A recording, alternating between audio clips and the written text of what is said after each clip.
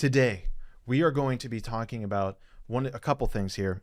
Number one, we have probably the most treasonous decision I have ever seen by a presidential administration. We are also going to talk about how Israel has been proving us right yet again about our theories of them wanting to completely take over the Middle East.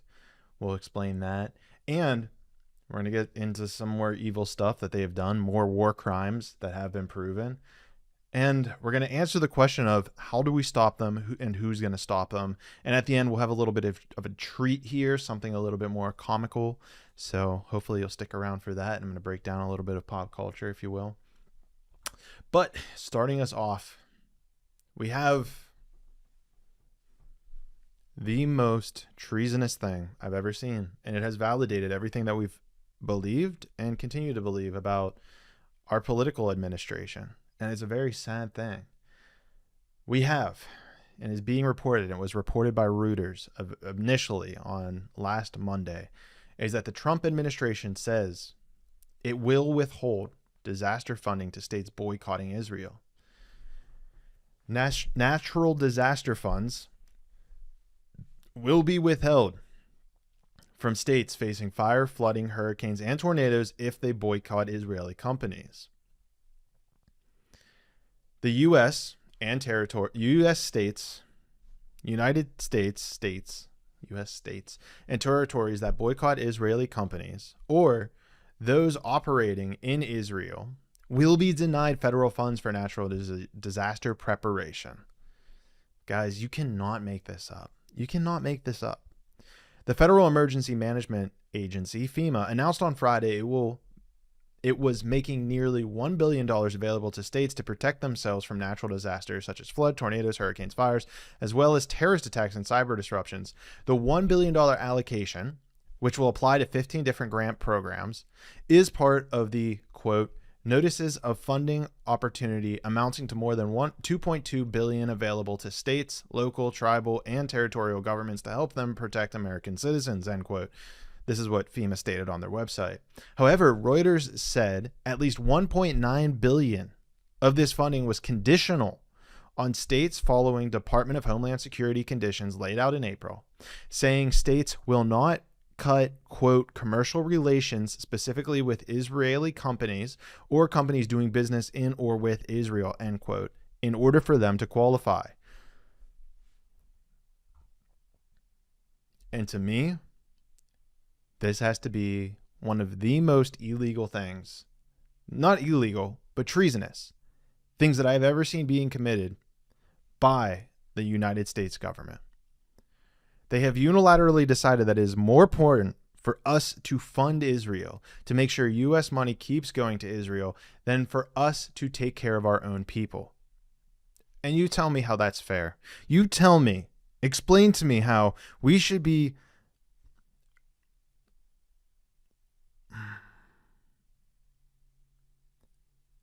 placing the interests of a country who is currently committing a genocide, killing innocent people, killing innocent women and children, over that of our own American people who are suffering and hurting. And the most common answer to this is because as Christians, as a Christian nation, we're supposed to bless Israel because those who bless Israel will become blessed. Those who take care of Israel will be taken care of. And all of this goes back to a Schofield Bible, which was created in the late 1940s, which in the footnote says that there's like a line in Genesis, and then they talk about Israelis. And they say, and its interpretation is that those who bless Israel will be blessed. And this has been proven wrong time and time again. In so many different formats. I'm not even going to get into it here. You do your own research on that part. But it has been proven time and time again that this is inaccurate and incorrect. And nowhere in the Bible does it specifically say that if you bless the state of Israel that was founded in 1948, you will be blessed. However, let's operate under the assumption that maybe that's true. Maybe. What if it is? What if it's true? Well, for the last, 20 some years, we've been giving nearly almost $4 billion to the state of Israel. And over the last 20 years, We have seen cultural decline in America. We have seen the increase in gas prices, grocery prices. Inflation has gone through the roof. Homelessness is going through the roof. People cannot afford health care. Food and water and air has become more and more poisoned. We also have veterans who cannot get the care that they deserve, who should be front of the line for being taken care of, and yet they're dying in the streets. All of this to ask, if it's the case that if we bless Israel, we'll be blessed, when does that start? When do we start receiving those blessings? It's been at least 20 years and probably longer. It's probably been at least 50 years if we go back far enough that we have been blessing Israel in some way, shape, or form. I mean, we did it with the Shah of Iran. We started there in I think it was the late 60s. No, it was late 50s. Now the entire Middle East hates us because then we invited Iraq because nobody who hijacked those planes on 9/11 were even Iraqi. There was no relation to Iraq. Bibi Netanyahu came and testified in front of court that there was weapons of mass destruction. There were none. So when exactly do we start getting blessed for the billions and billions, hundreds of billions of dollars that we have given to Israel for them to commit a genocide? When does that start? Please, somebody tell me when that starts, because I don't see it. Point to where it starts. I'll wait because it doesn't exist. America is a failing country because we have failing leadership that fails to recognize that we need to put the American citizens first. Because in order for us to become a strong country, to be blessed, we have to bless ourselves. We have to take care of ourselves before we can take care of anybody else. In order for you to have a successful life, you need to get your ducks in a row first. You need to put your life together first. And what happens is when you start to put your life together, the world around you starts to put its life together. You become better. Your family becomes better. Your community becomes better. Your state becomes better. Your country becomes better. And when your country becomes better, the world normally becomes better. Naturally, it just happens. It's how it works. I've seen it in my own life, and I see that ripple effect being casted out into the ether with every decision I make to become a better person. And I have given absolutely no money to Israel. Israel has given absolutely no money to me. So how in the world can we sit here and continuously purport this, obviously a blatant lie, that the American government, that the American people will be blessed if we just continuously and blindly bless Israel? It's a complete lie. And we're doing it at the expense of our own people. America is literally a country with cancer inside of it, trying to tell other people how to be healthy. It's what we're doing. Well, if we just tell people how to be healthy a little bit more, maybe this cancer will disappear. And the reality is it keeps getting worse and worse and worse and worse. It doesn't matter if you're Democrat or Republican. They're all funded by AIPAC. If Kamala got into presidency, there was even a interview I saw with her recently where she was talking about how Iran was the greatest threat to America. No, Iran, in air quotes, was the greatest threat to Israel, but Iran doesn't even want want a nuclear bomb. They don't even want it. It goes against, it's considered haram by their religion, which quite frankly, I agree with. Anything that can cause that amount of devastation in the blink of the eye, killing that many innocent civilian people, is haram, is amoral. It goes against nature. It goes against wanting civilians and everyone to prosper into peace and sanctity. But now, there is a good news about this. There is good news here. Good news is that a federal judge ruled a day after this that the Trump administration cannot reallocate billions meant for the disaster mitigation. A federal judge on Tuesday blocked the Trump administration from reallocating $4 billion meant to help communities protect against natural disasters. U.S. District Judge Richard Stearns in Boston granted a preliminary injunction sought by 20 Democratic-led states while their lawsuit over the funding moves ahead. Yeah, because this is completely evil. Completely evil. And I mean, hopefully this does not get passed, because I cannot think of a more insidious thing. And yeah, this goes back to what I was saying, guys, where we have to be able to take care of ourselves before we take care of anybody else. And not only that, but the amount of money, the amount of taxpayer dollars that we have sucked out of the American people when we can tend to just give it away and give it away is disgusting. Just give it away. Someone else needs it. It's not the American people, because the American people are living like kings and queens, right? You don't need it. Israel needs it. Israel has free housing, free healthcare. They might have free housing. They probably have subsidized housing at some level, but they have free healthcare, free education. And so we should just keep giving them money, because we'll be blessed. Meanwhile, you have usury being used on our own citizens because the government won't step in and do anything about it, where people can't even repay their credit cards. They can't repay their student loans. Some people have been paying them for 5-10 years and now are just realizing that they'll never get out of debt. Guys, this is evil. This is pure evil. And we need to start addressing it as it is. This is evil. And to put all of this into perspective, what we saw coming, what we saw on the horizon, and even Donald Trump said it at one point. He said something to the effect of, "We'll take Gaza. There's nothing to take." The reporter said, "Well, who are you going to take it from?" "Well, we'll just take it under U.S. authority because there's nothing to take. We've turned it into a parking lot.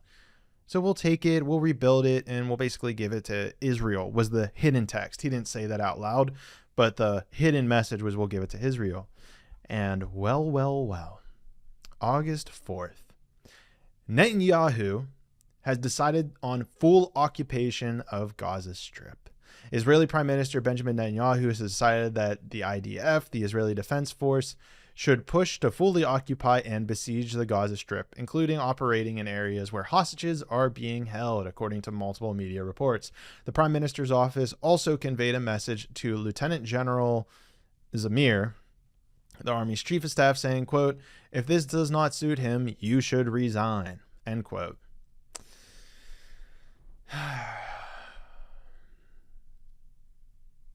So, what more needs to be said? This was the goal the entire time. You have Israeli soldiers coming out as whistleblowers. There's testimonies, you can find them online, saying, and you can find them in my reels, saying that they were told to stand down on October 7th for 4 hours during that attack taking place, which indicates to me, and I don't know if this is the smoking gun, but to me it feels like it's a smoking gun. My intuition was saying this the whole time, and to hear Israeli soldiers come out and say that they were ordered to stand down for 4 hours, which never happens, indicates to me that Israel allowed Hamas to carry out a brutal operation, which I fully condemn Hamas for carrying out. The Israeli government stood down, allowed Hamas to do that, so then Israel could justify going in, killing 60 to 70,000 innocent civilians.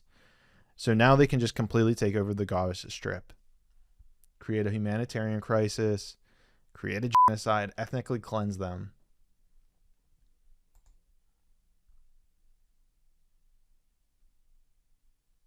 And then, a few days after that was announced, Bibi put out a tweet where he corrected us, because it's not going to be an occupation of Gaza. No. He is actually the liberator of Gaza. He is freeing Gaza from Hamas because he is the new Messiah. He said, and here is his tweet, "We are not going to occupy Gaza. We are going to free Gaza from Hamas. Gaza will be demilitarized, and a peaceful civilian administration will be established. One that is not the Palestinian Authority, not Hamas, and not any other terrorist organization. This will help free our hostages and ensure Gaza does not pose a threat to Israel in the future."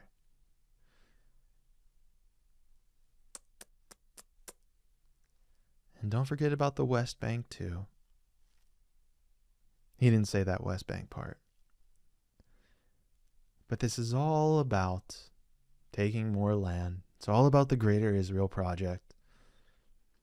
And what you have to realize, a lot of people get caught up in the now. And what you have to realize is that Hamas was a rebellious organization. Yes, militant. Yes, aggressive. Yes, they have killed innocent people. That is wrong. Very wrong. But what you have to realize is that Hamas was placed in power in, I believe, 2006 or 2008, after years and years of Israeli oppression, after years and years of Israeli occupation of Palestine. And finally, the Palestinians said enough is enough. If you're not going to do this peacefully, then we have to arm ourselves. It's the very exact reason that the Second Amendment exists. It's the same exact reason we have the Second Amendment. And now Netanyahu is coming in and saying that, no. Don't be silly. We're not occupying Gaza. We're freeing Gaza. We're liberating it from Hamas. You realize Hamas was put in place as a gun to protect it from being taken over, from their homes being taken over. It's exactly why in America we have the Second Amendment, to protect us from people invading our homes. That is what Hamas is to the Palestinian people. Again, I can't say this clear enough, but we have to no longer kill innocent people. Hamas doing that is wrong. Yes. I am just giving you a history lesson and why they exist, what the purpose serves, why Palestinians put them in charge of their area. And instead, Bibi is sitting here and saying, oh no, we're going to liberate them from these evil people.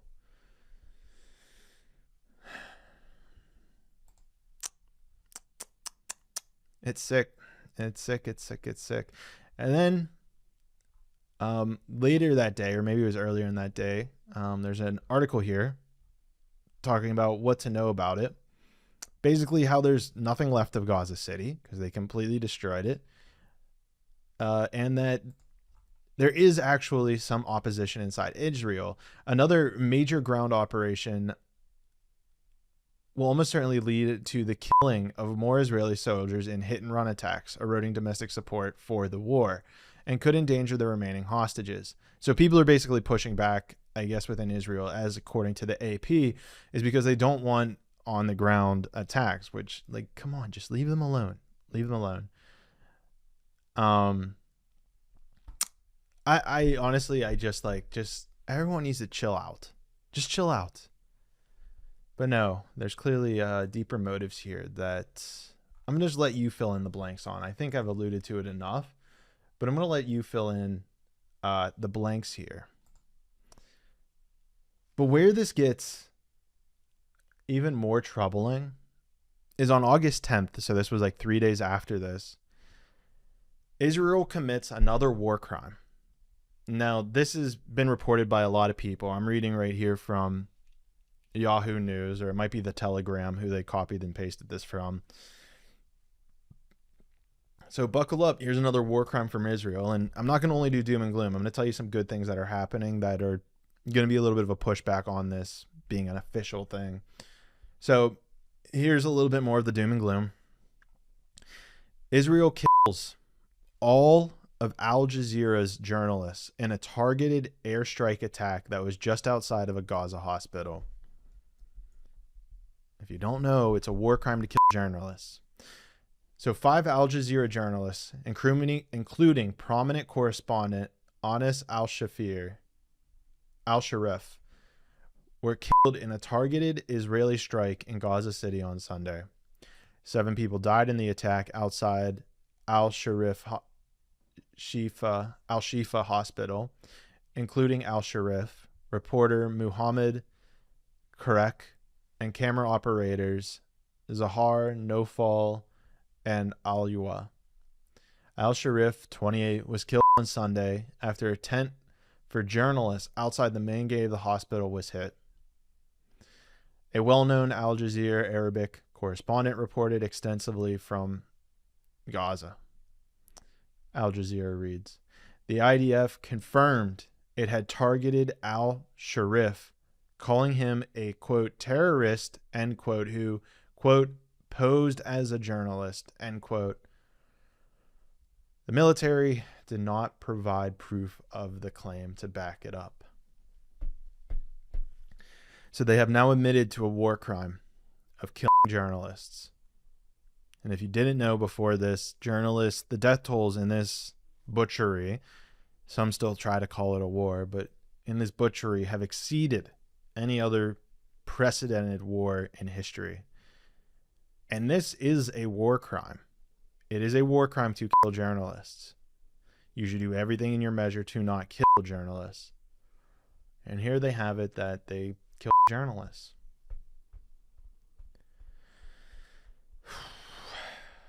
That's a tough one. That's really a tough one. Quote, here's a quote from the IDF that they posted in a Telegram, on Telegram. Quote, a short while ago in Gaza City, the IDF struck the terrorist Anas al-Sharif, who posed as a journalist for Al Jazeera network. Anas al-Sharif served as the head of a terrorist cell in the Hamas terrorist organization and was responsible for advancing rocket attacks against the Israeli civilians and IDF troops, end quote. In a statement on Monday morning, Al Jazeera Media Network said the, quote, order to assassinate one of Gaza's bravest journalists was a desperate attempt to silence the voices exposing impeding seizure and occupation of Gaza, end quote. And look, I think that this should be a giant wake-up call for all the journalists out there, because they're not going to stop here. They'll come for your job too, your head too, your job, your head. They'll take it all. They'll take it all from you. You're not safe. You think this is safe? It's sad. It's sad that it comes to this where, well, I mean, what more do I have to say that has not already been said? And I think it's absolutely disgusting that it has to keep being said. And if you want to make matters worse, was that this morning? Yeah, this morning, August 11th. Netanyahu defends his new military offensive in Gaza and says that it will be wider than announced. Israeli Prime Minister Benjamin Netanyahu on Sunday defended a new military operation in Gaza that's more sweeping than previously announced, declaring in the face of growing condemnation at home and abroad that Israel, quote, has no choice but to finish the job and complete the defeat of Hamas, end quote. Sick man. Even as more families expressed concern over the 22-month war, Netanyahu said the Security Cabinet last week instructed the dismantling of Hamas strongholds not only in Gaza City, but also in the, quote, central camps, end quote, and Mawasi. A source familiar with the operation who spoke on condition of anonymity because they were not authorized to talk to the media confirmed the Israeli plans in both areas. And don't forget about the West Bank, because they're taking over there too. And we need to get on to the good news, right? Now here's the good news. Here's two great things that I have seen occur.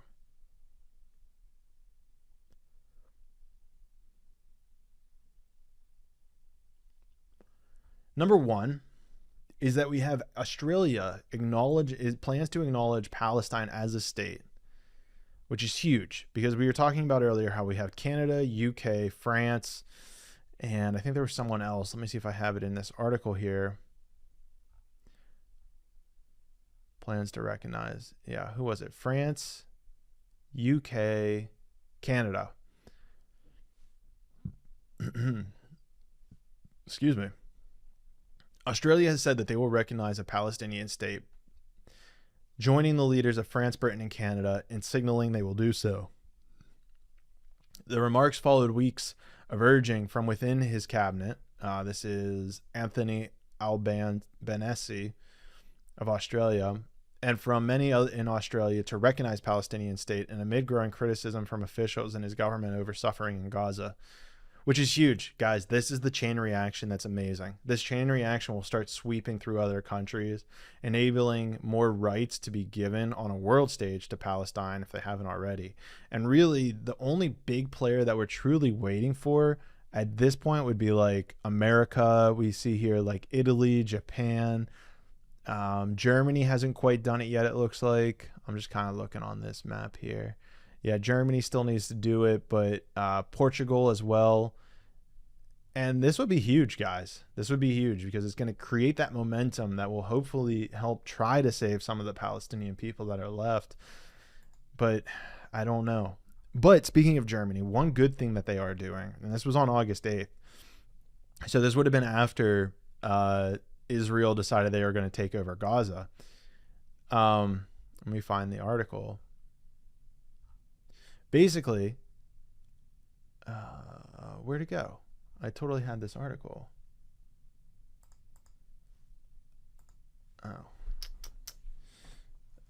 Germany. Let's see if there's any updates. Germany made a pretty big announcement that if they didn't stop this, that they were going to stop giving arms to Israel. There it is. Okay, this one's by Reuters. Germany has stopped approving war weapons. Oh, wait, no. This is a while ago. Where's the recent one? FT. Okay, here it is. Germany halts. Let me make sure this is the right date. Yep, August 8th. Germany halts Gaza-related arms exports to Israel over expanded offensive. Berlin is one of Israel's closest allies, but is increasingly uncomfortable with its Gaza strategy, as everyone should be. It's just good. It's good that they're finally waking up. Let's just be cool with that. Germany will suspend arms exports to Israel that could be used in the Gaza Strip, Chancellor Friedrich Merz announced Friday, marking Berlin's clearest shift yet in response to Israel's escalating military campaign. Quote, under these conditions, the German government will, until further notice, not approve any exports of military equipment that could be used in the Gaza Strip, end quote, Merz said in a government press release. He added that Israel's intensified operations in Gaza, approved by its cabinet overnight, make it, quote, increasingly difficult, end quote, to see how stated goals like the release of hostages or the disarmament of Hamas can be achieved. That is because that is not their goal. They have something called the Hannibal Directive, and maybe I should pull it up because I know of it, but I don't know the specifics. That might be a different podcast. But basically, Israel... I mentioned it. Now I got to pull it up, don't I?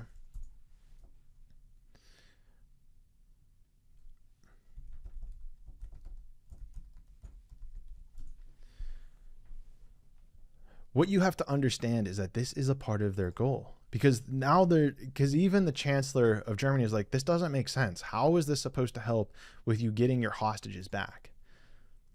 Now, the Hannibal Directive is very controversial, is a controversial IDF protocol. And the goal of it is aimed to prevent the capture of Israeli soldiers by enemy forces, even at the risk of killing or harming the captured soldier. Let's see here. Implementation. The directive reportedly allows for massive firepower, including airstrikes, artillery, or tank fire, to prevent abductors from escaping with a captive. This could include targeting vehicles or areas suspected of holding the soldier, even at the risk of collateral damage. They're basically saying that they are okay with killing their own person because they do not want hostages to be taken. They want to make sure that there's no leverage that the other person has. And unilaterally, they're saying they're okay with this. These people, they don't want them to be hostages, but it's better to be dead than to be a hostage, because then it makes it more difficult in a geopolitical setting to get the hostages back, because now it's a negotiation tactic, and it creates a massive amount of civilian casualties with it. And so this could probably be its own podcast all on its own, but the point of it is to highlight that, well, I'm not going to highlight it. I'll let you fill in the blanks for now. I see that the podcast is starting to run long, and there's one more thing I wanted to get to here. So the good news, though, is that Australia is going to start recognizing Palestine in September, with Canada, UK, and France. And then it looks like Germany is also going to stop their sales. Now we just need America to wisen up and realize that the blessings aren't coming. But let's pivot for the final few minutes we have together. I would love for all of you to take a second and watch the latest South Park. It's season 27, episode 2. Because it goes in and it starts talking about, and it really highlights how a lot of people on these podcasts are just spewing talking points to make themselves rich. And I see it. After they pointed it out, I saw it so clearly, where they don't really talk about any new solutions. They just talk about the issues that are going on in the world, and they don't really fix anything. But what's really fascinating is they even go into Mr. Mackey, who's the counselor at the school, and he gets fired because of a lack of funding for the schools, and he is forced to join ICE because he needs to make money to live. They keep talking about like getting your nut because you need money to survive. And what they have done is created this situation in the world where in order to survive, you have to corrupt your morality in order to do things to make money. And so it shows this moral conundrum that Master Mackey goes through, because then he becomes this ICE agent with no training, no experience, and it's hilarious. So I highly recommend any of you go watch it. It's an incredible watch. South Park has been crushing it this past season. It's too funny. If you're a diehard Trump supporter, be careful because they go very hard on Trump. And you might get your feathers ruffled a little bit. So fair warning there. But with all that being said, I need to go and keep doing my thing so that we can make the world a better place. So I'm gonna have to leave you guys off on that. I just want you to know that I love you all. I appreciate you all, and I will see you all in the 6th dimension.